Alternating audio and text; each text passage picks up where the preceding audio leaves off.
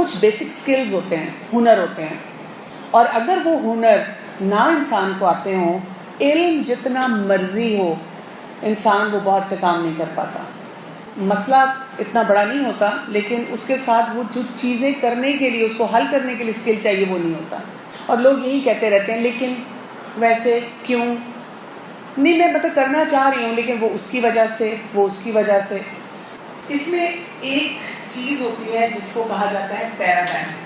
یہ آپ کو سائیکالوجی میں بہت سننے کو ملے گی. Paradigm shift. پیراڈائم کو اگر ہم ڈیفائن کرتے ہیں، اس کو بہت آسان الفاظ میں اگر میں آپ کو سمجھاؤں تو کیا ہے، آپ کے اندر کا موسم. مثلا اگر بارش ہو رہی ہے اور آپ بہت خوش ہیں تو پھر کیا کرتے ہیں کہ اللہ کی رحمت، ہر چیز صاف ستھری ہو گئی، پھر تو کچھ پکوڑے کھاتے ہیں، کافی پیتے ہیں، کسی کو فون بھی کرتے ہیں، اونچی اونچی تلاوت بھی سنتے ہیں، بہت موڈ اچھا ہو گیا ہے. ایسے ہی ہے، وہی بارش ہو رہی ہے اور آپ کا اس دن موڈ بہت خراب ہے، پھر کیا لگتا ہے، آسمان و زمین بھی میرے ساتھ رو رہے ہیں. اس دن عذاب بھی یاد آتے ہیں، ایسی قوموں پہ عذاب آیا تھا جب بارش ہوئی تھی. اس دن استغفار کی دعائیں یاد آتی ہیں. تو آپ کے اندر کا موسم جو ہے وہ پیراڈائم ہے.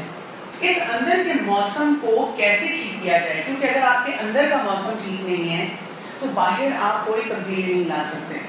مثلا ایک لڑکی ہے، وہ آپ کو کہتی ہے کہ میرے اپنے ماں باپ سے اچھے تعلقات نہیں ہیں.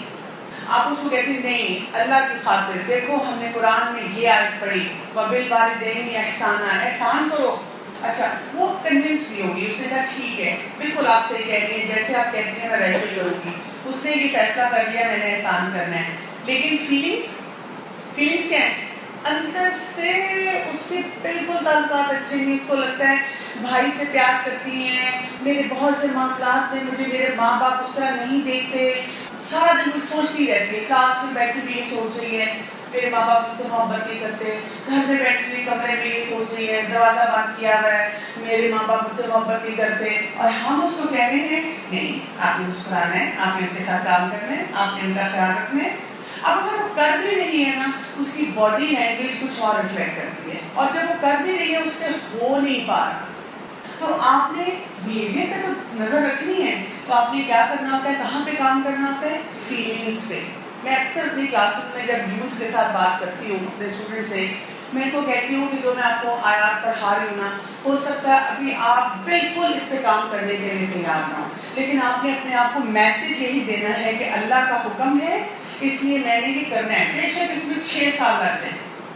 تو اس لیے اپنے لیے بھی فیلنگس پہ کام کرنا ہے، تھاٹس پہ کام کرنا ہے، سوچ پہ. اور آپ دیکھیں گے کہ آگے ایکشن آپ کے خود بہت ٹھیک ہوں گے. آپ دیکھیں اگر ہم مکی دور دیکھتے ہیں تو رسول اللہ صلی اللہ علیہ وسلم نے کس چیز پہ کام کیا تھا، ان 2 جگہوں. جب پھر احکام آئے تھے مدنی دور میں، ایسے انہوں نے فالو کرنا شروع کیا. اب اس کا یہ مطلب نہیں ہوتا کہ اگر کوئی آپ کو کہہ رہا ہے کہ میرے سے نماز نہیں پڑھی جا رہی تو آپ کے اچھا بیچاری نہیں پڑھی جا رہی، آپ کی چلو کوئی بات نہیں. اس کا مطلب کیا ہے، آپ نے اس کی فیلنگز میں وہ چیز لانی ہے کہ میں اللہ کے آگے جھکوں.